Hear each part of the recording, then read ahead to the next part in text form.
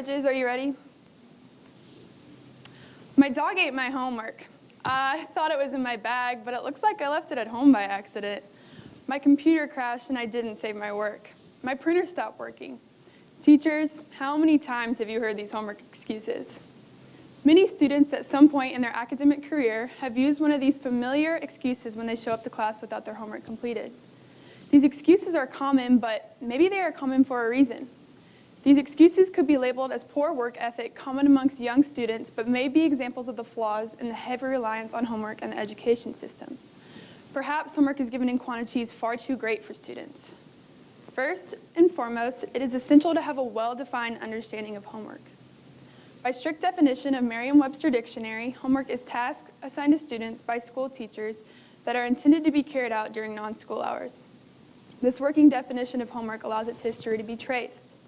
Brian Gill, a teacher of law at University of Berkeley, states the invention of homework came about at roughly the same time as the creation of the formal school system. If one were to apply a specific date to homework's origin, it can most accurately be placed in the year 1095 in Venice, Italy. At this time, the Venetian educator Robert Nevilis is credited with being the first teacher to use homework in a way that parallels practices seen today. However, in the 11th century, formal education was a privilege limited in its availability and reserved exclusively for the upper class. Nevilis sought to aid his students in their understanding of the material and longed for them to embrace the full meaning of their lessons. To achieve these hopes for his students, Nevilis began to assign work that reiterated what he had taught them in class, an experimental concept at the time. It was around this same time that the first developments towards a formal education were being made within Europe.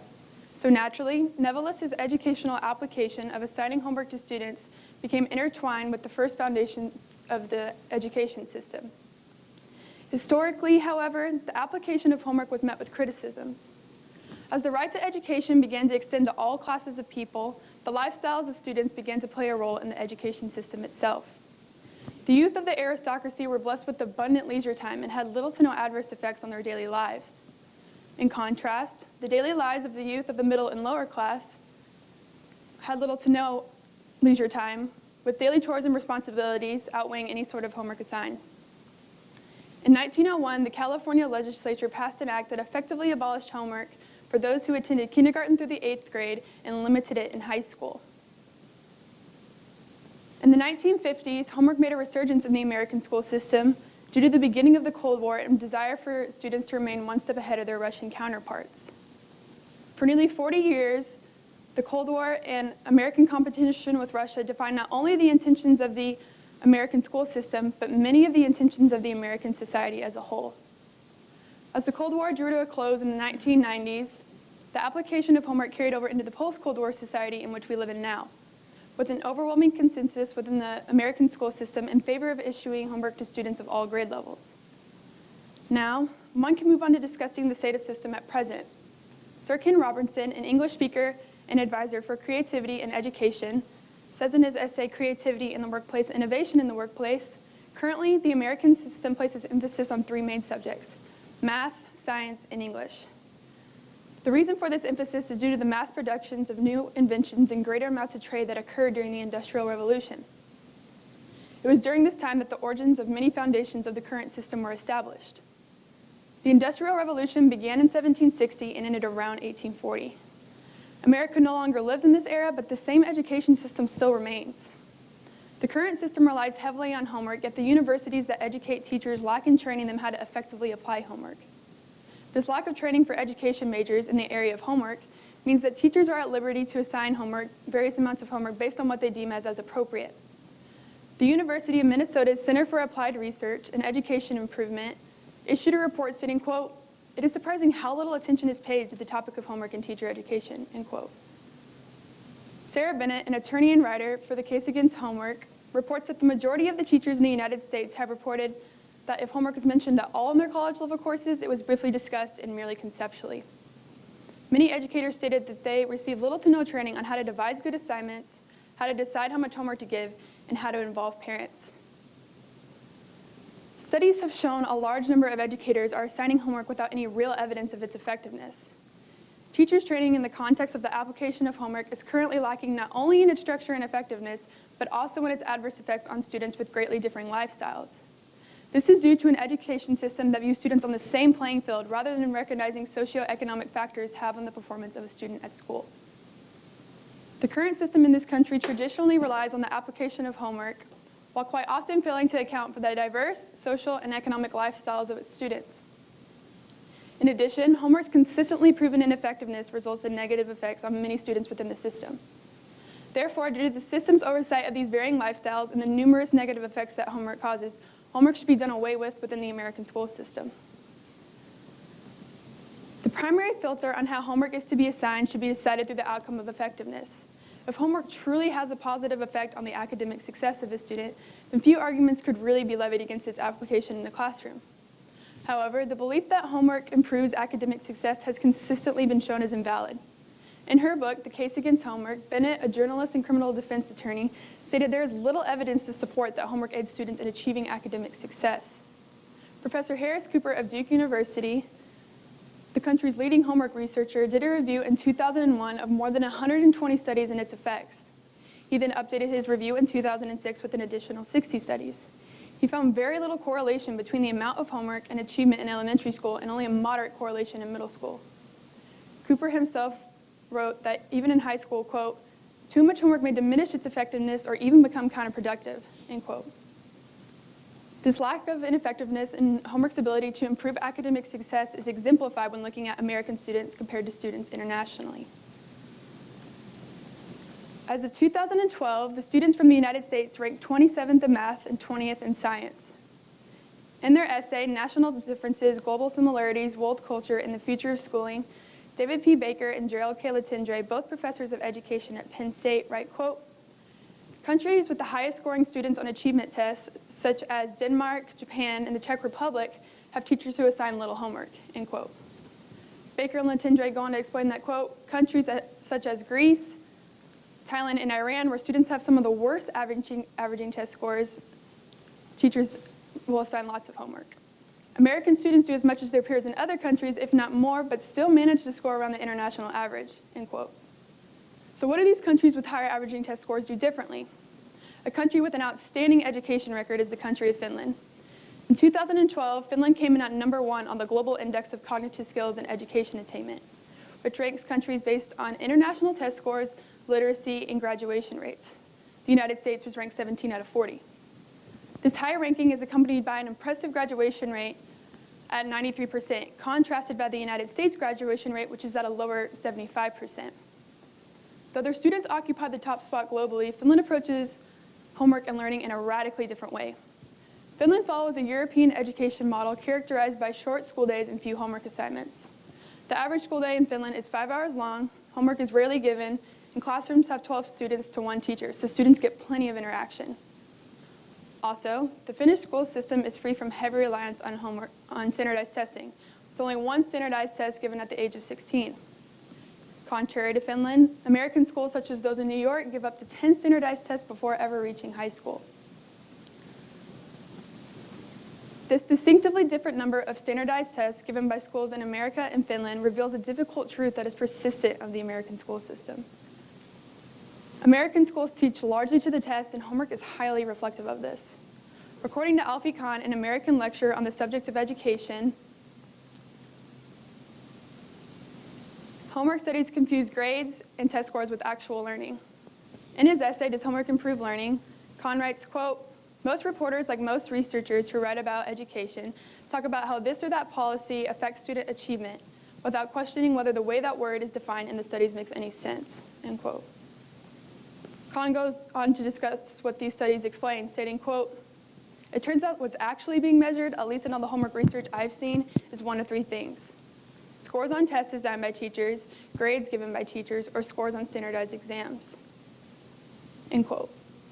Much of the homework assigned in class consists of reviewing a batch of facts about some topics, and then is followed by quizzes or assessments that directly correlate with that homework. The structuring of homework and tests fosters an attitude in students to cram for material on exams that will not be referenced again once that exam is given, rather than encouraging students to learn said material over the long term. The kind of homework that is generally given in class directly correlates with future exams, given the implication to students that studying exists to improve grades. However, grades do not always correlate with learning. Dressler writes that grades are, quote, an inaccurate representation of how much a student has studied or attained, end quote. He continues by saying that, quote, grades are determined by a variable of judges, end quote. Not only do few studies exist proving the correlation between homework and the improvement of test scores, but the homework itself encourages a false premise within the education system. That premise is that frequent exams prove that students are learning. Along with the extensive evidence of homework's ineffectiveness, the adverse effects homework can have on students' mental health should also offer reasons for scrutiny. Firstly, it can have large effects on both the student's home life and social life. Deborah Netburn of the Los Angeles Times writes, quote, for parents, particularly of those kids in overachieving schools, the sheer volume of homework can have detrimental effects on the family life. The missed meals, the weekends not spent together, the vacation spoiled, end quote. I'm sure you would agree there have been too many nights where your family has been robbed of much needed time together due to the abundance of homework. Canceled weekends and shortened family vacations because of the fear of falling behind. S.K. Adams, a clinical psychologist, writes, quote, parents and families have the most direct and lasting impact on children's learning and development of social competence, end quote. Not only does homework have real effects on the family unit, it also has negative effects on the social lives of students. Now, it may seem that schools have no reason to be involved in the social lives of their students, but schools should foster and model an appropriate social life and community. The negative effects of homework exist beyond problems at home and extend to harmful effects on the mental health of students. Harry Mills, a medical professional who studies the brain, states, quote, research analyzing the brain suggests that chronic stress can lead to or heighten mood disorders, such as depression and anxiety, bipolar disorder, cognitive problems, personality changes, and problem behaviors, end quote. A sampling of 4,317 students from 10 high-performing high schools in upper middle-class California communities stated that 56% considered homework a primary source of stress. 43% viewed tests as a primary stressor, while 33% put the pressure to get good grades in that category. Less than 1% of students said that homework was not a stressor. Along with stress, homework creates anxiety. A Surgeon General report found that 13% of students aged from 9 to 17 suffer from anxiety disorders. Another survey of 9 to 12-year-olds by Mount Sinai School of Medicine found that 33% of them worried a lot, while 47% had insomnia. The high amounts of stress and anxiety caused by homework lead to harsh effects on the sleeping habits of students. In an open letter, researchers from Harvard University detailed the effects of sleep deprivation on students' health, stating, quote, studies in both children and adults suggest that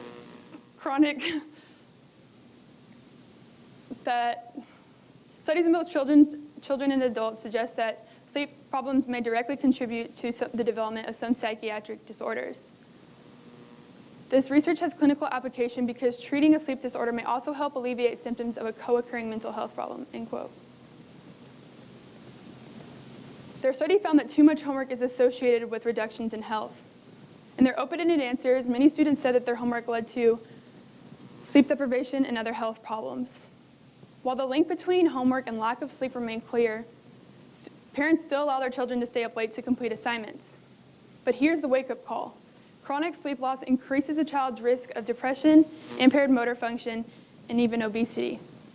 According to the researchers, regardless of how much the student generally studies each day, if that student sacrifices sleep time to study more than usual, he or she will have more trouble understanding material taught in class and be more likely to struggle on tests and assignments the following day. Along with mental health, schools have a responsibility in maintaining the physical health of students. The physical health of American students is a recurring point of debate when discussing the American school system. Homework has the possibility of restricting access to exercise and has the potential to contribute to the already growing obesity problem.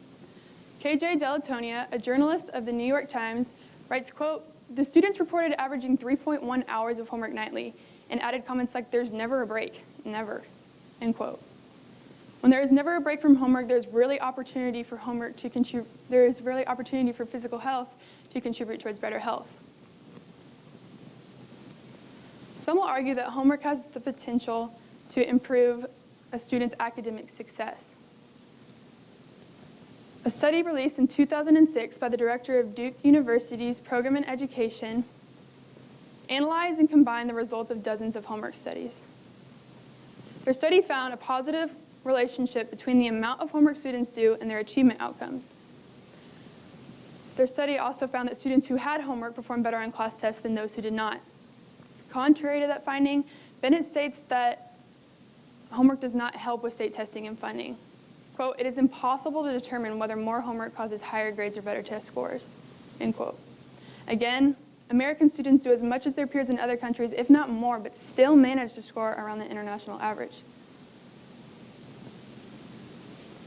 The antithetical perspective says that homework teaches time management and self-discipline, which are necessary real-world skills.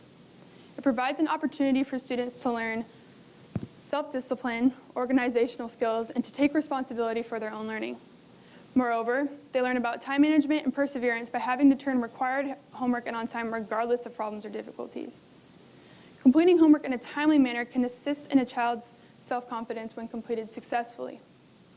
However, this argument is negated by an associate professor of education at University of Arizona South, Etta Kralovic.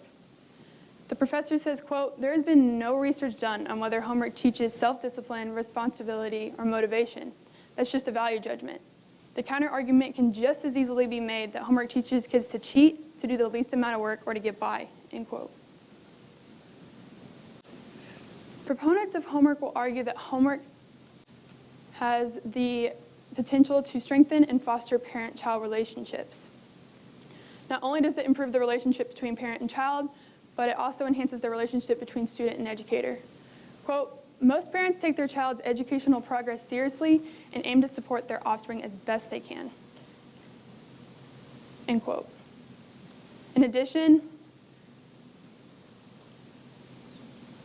Additionally, homework assists in student-educator relationships. Quote, "Homework gives the teacher an understanding of where the child is struggling and allows the student and educator to work more closely together," end quote. However, this argument has been proven incorrect. According to the 2014 Bureau of Labor Statistics, all parents are working in more than 6 out of every 10 households with children. Men and women are increasingly pressed for time due to economic struggles. This argument is even more acute for low-wage workers who are least likely to have workplace flexibility. Sending homework home takes away from much-needed family time. In conclusion, few studies exist that link homework and academic success. Homework and its excessiveness results in negative implications for students. The current system relies heavily on homework while quite often failing to account for the diverse, social, and economic lifestyles of its students. In addition, homework has proven adverse effects on the physical, mental, social, and family health of a student. So next time you hear, "My dog ate my homework," "I forgot my backpack," or "My printer ran out of ink," understand there's often a much deeper story behind the seemingly frivolous excuses. An educational story that is damaging not only to the academic success, but to the spirit of students. For these reasons, homework should be abolished in the American school system and alternative measures within the classroom should be put into place.